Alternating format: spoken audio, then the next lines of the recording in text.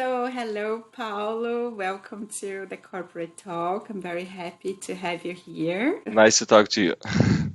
Yeah, I'm also very happy to have you here. And Paulo, just to make a brief introduction, the mission of the Corporate Talk is to bring insights from experience and know-how of several people around the globe who are pushing novelties, transformation in the company and the society, and but mainly to bring about the human side of the business. So how bringing this transformation is important, but mainly what does affect the human side in teams, in management, in the society, and so on. And Paulo, I can see that you are now executive manager of operations of one of big company in Brazil and all over the globe. And you have a very interesting career focusing in developing and bringing new technologies to corporations and also to markets. So I can see it was probably an amazing career bringing new technologies into the airspace industry. What can you share a little bit for us about the biggest challenges when you look to this overview in this lifetime experience? What were the biggest challenges in connecting teams to discover the unknown that new technologies brings to the market and the business? I think there's no, let's say, a magic bullet or an answer that fits for all occasions, but I'd like to share some of learnings I had in my journey. And I think first, say the first approach is we see technology totally disconnected from people. And the technology itself is something that is evolving every day, and it's very important to try to track and to foresee the next movement and anticipate some of these things to catch up with new opportunities. Also, I think more important than the technology itself is the basic knowledge, technical knowledge, and how you use that in order to catch up with new technologies. For instance, if you take some student from a good university starting a technical STEM career today, in 4 or 5 years when this student will be graduate, probably he'll be obsolete because the technology evolves so fast that what he or she is learning today will be obsolete in 3 or 4 years. So how to catch up? That's a good question. And my takeaway from this is that the basic knowledge, no matter what, is almost the same for the last centuries. I mean, math is same, for sure is evolving, but math that support the technology applications is essentially the same as physics, mechanics, electricity, and so on. My baseline was metallurgy, and I learned during my university days, a long time ago, how to deal with metals, how to form metals, how to obtain metals. And some part of my career, I started to divert my journey towards automation. And I kind of a little bit weird how a metallurgist could understand about automation. And I was surprised because these basic sciences are the same. So your ability to recombine this knowledge, I think it's essential to catch up and to keep update with technology evolution. So that's my say first takeout from all this journey. The second one, regarding the how to connect with people, I think being a leader, you should learn how to capture the people's minds and hearts and create some purpose for them. And when you are able to do that, I think you have the best possible combination in the world. The knowledge, the basic knowledge being combined in order to get the best from technology, and people really willing to get there. Very nice, very interesting. And when we talk about this purpose, hearts and minds, do you feel by your experience? I see that you have worked with teams in the US, in Brazil, in Portugal, also now including Africa. Do you see culture in the local place also influencing a lot how to deal with these uncertainties that innovation brings, or the willing to learn and so on? Do you feel these differences in the local culture too? Sure, it's culture plays a very important role on this thing, because it's the filter people perceive reality, and what motivates some kind of culture doesn't necessarily motivates another one. And it's very important to respect that and to understand this difference, and to capture the essence, no matter what culture is, but in some sense formatting this essence into a language that should be perceivable and makes sense to a certain culture. When I was working in US, and I worked there for 5 years, I had the opportunity to lead a team with people from 32 different nationalities, and I could learn by myself that something that motivates a certain culture doesn't necessarily motivate another. And some points, it can even have the opposite effect. Something that motivates one culture totally puts down the other Uh, culture. So it's important that to, makes the challenge of the leader even yeah, bigger. yeah. But when you find the common ground, you get the ability to get there and to get into people's hearts and minds. It's a learn. There's no manual for that. That's the beauty of that. You need to find by yourself. That's very interesting, Paulo. And do you feel like if you're a leader pushing the technology into an industry, you have to have this ability to conduct and motivate the team to go for the unknown, to learn new things and to achieve the goals. But at the same time, sometimes you have to convince the upper management, the board level, or to go for different ways or to new paths. And how do you feel these both generations dealing together with the speed that the new generation want to achieve goals and the more conservative of higher upper managers? How do you feel this balance? Because then I see also a leader is in the middle trying to harmonize all Mhm. the steps. That's a very good question. It's a kind of a tricky situation as well, but a kind of situation a leader typically faces every day. Because any company has business in mind, and as leaders of a company, you need to deliver results. At the end of the day, it's about that, because a company lives to get results, and to connect different shareholders as an example, and other stakeholders, and the community and society and so on. So different stakeholders with different needs and different perceptions about the company itself, and the company high leadership as well, doing this connection. But at the same time, you have the staff, some of them liking evolution and the technology and so on, others not so much, but not necessarily looking the same place as a high leadership of company has. But a leader should develop the ability to connect this. I like a mechanical comparison, kind of like you have two different mechanisms running different speeds, and you need to find a way to connect these two different mechanisms running to different speeds, and being able to do that without breaking any of these mechanisms, the staff mechanism and the leadership mechanism.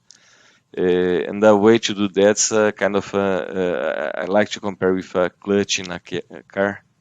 A clutch is able to connect the shifter with the engine and do that in a smooth way and be able to keep the car running and shifting the gears and so on.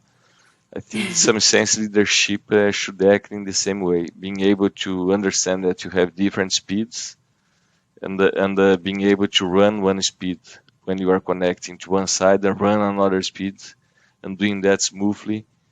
And at the end of the day, both mechanisms are connected and the car keep running. So the leadership's a kind of clutch. I like this, Yeah, yeah, good, this good figure as well. example.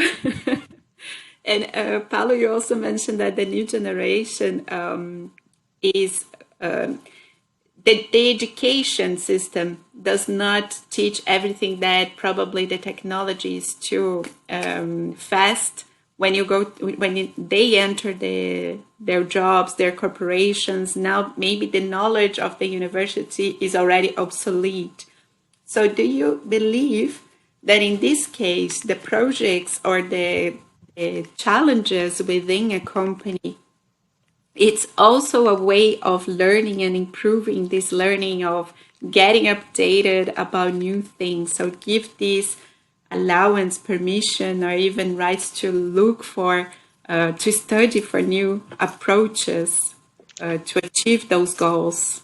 I think this should be a goal for any person interested in keep himself or herself updated no matter what. Because I think the best part of that today is that you have so different media being able to bring you knowledge that you don't need necessarily to go to a regular class in a regular building, a regular school to get that done. You have today different medias as internet, for instance, as some apps, some learning through gamification that plays an important role, in my opinion, today for young people. But bringing knowledge, that's the end goal of a learning process. I think the opportunity I see today is exploring these different medias and different formats of education that can come through these different media and get it in short course as well and the extension course today.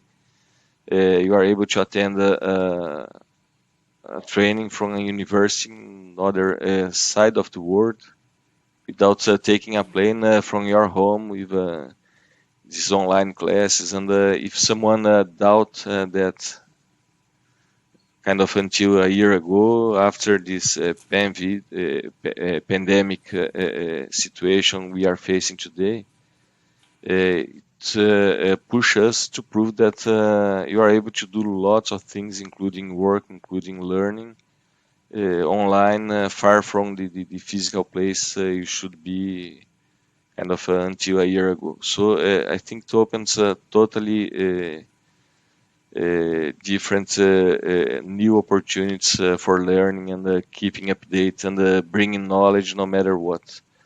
Today I can, being in Brazil, being able to attend a course in US or in Africa or in Asia or Europe or no matter where, from my home and being able to access this knowledge and using that to improve myself. So I think that's the say the new situation we are facing today. That's interesting. And the companies have to be aware of that and also get this pace, right, to help and support the internal projects. And I can also see a movement in this new generation who are entering the market right now. Most of the new generation wants to create their own business, want to create startups, be entrepreneurs, have this autonomy and freedom. If everyone would go to that direction, what will happen to the corporations itself? So, do you feel this also? It's some push for companies to welcome this entrepreneurial will of the new generation, but building something with autonomy, freedom, rights to test, prototyping, and allowance to learn and to have this motivation also to increase the innovation potential within the organizations? Yeah, that's a very good question, Carol. And I think the trend is big corporations moving towards some different model as well to be more open to this new mode of working. Let me say this way, because it will happen no matter what. Okay, Yeah. more and more and more people are interested in getting this more entrepreneurial side, which is, in my opinion, good because it opens lots of totally different opportunities, not just for technologies, but for business as itself. I think also the corporate world after this shaking from pandemic is rethinking itself in a different way. For instance, the home office a mode of work that was totally rare kind of a year ago, and today is the way to work is essentially being at home and doing things remotely. This entrepreneurial side as well opens new opportunities for business. So a company open and able to explore this different ecosystem around the company is able to capture different opportunities and reshape its business itself using, for instance, different technologies that couldn't be achievable through regular different ways. Some regular corporations have a kind of governance and so on that many times is slow this entrepreneurial side regarding innovation. But they are strong in order to have money, to have a good business case to use that. On the other hand, you have these small companies, agile companies, very innovative companies, but many times without a good business case or even money to get it. But the knowledge is there, the innovation could be there. And when you are able to connect these two words, because they are not, say, they shouldn't be separate. I think when you are able to find ways to connect that, you can have a very interesting synergy and being able to get the best from both. I think that's the Yeah. beauty of being able to be open to that and use that in favor of both models of different companies and binding them and creating a third different model that's this sort of cooperation. And interesting is that the company I have been working today and the previous company I worked for, they have been moving towards this direction these last years, and I see a trend on speeding up this kind of cooperation model, let me say this way. That's really good. And this is on the hands of the leadership, Ah, right, yeah, to drive exactly. direction. Really, Exactly. really good. Yeah. I think this is also a balance that needs to happen. And if I may finish with a last personal question, I know your career. We have worked in the past, and I have good experience for you pushing and driving innovation. So you were one of the leaders that I admired the most my whole career. And Paulo, I must say that you have a very nice story back in the 2000s that you were starting to drive the research related to automation in a company, in the airspace company. So I remember to hear that the leaders didn't want to hear, didn't believe in that. No, we don't want to put any budget on this because the payback is too large. We won't receive anything too soon. But then you keep tracking on research, and then you created a good proposal that in the end even became the first department of automation in that company and one of the most innovatives, and a lot of patents and robots and a lot of automation brought to that company. Would you like to share a little bit how was this experience? I can understand that was a very challengeable moment with a lot of resilience, probably from your side, what can you share about it with us? Thanks for your question. I love to talk about that, Carol. First is this company was it's a Brazilian aerospace company, which is not so, let's say, something that anyone in the world knows about that. When we talk about being able to design and manufacturing aircrafts in Brazil, kind of, but are you not an agricultural country and so on?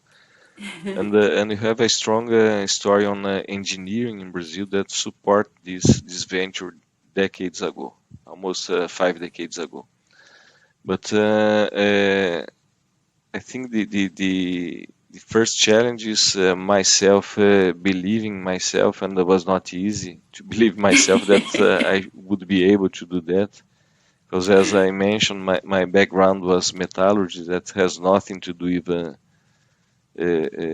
automation, but my nature is to be curious. And when someone talked me about some opportunity to explore more automation, I got interested. Let me see what is that. And I tried to look at the competitors of the company I work for, how they did automation, and I quickly found out that would not be possible to use the same model because they were based in very big equipments and machines and tens of millions of dollars each one, and the money was not there.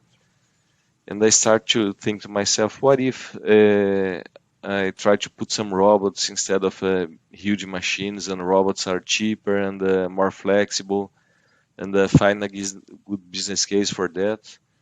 The challenge was to perform with a robot that's not so precise as a big machine, tasks that require you a high precision regarding measurements and so on.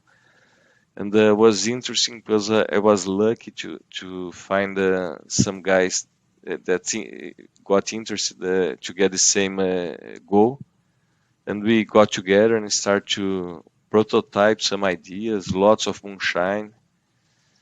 Some of this moonshine hidden from my boss at that time to put together some idea to prove that could be done. And when we got the first moonshine working, I called my boss at that time, and I thought to myself, or he will get me some money to get it done, or he will fire me. But I took the risk, and long story short, he got the idea and start to give him more money and more opportunity to create a team, to build up a team. The team was not prepared for that, and no team in the world was prepared at that time for the kind of automation I start to develop there.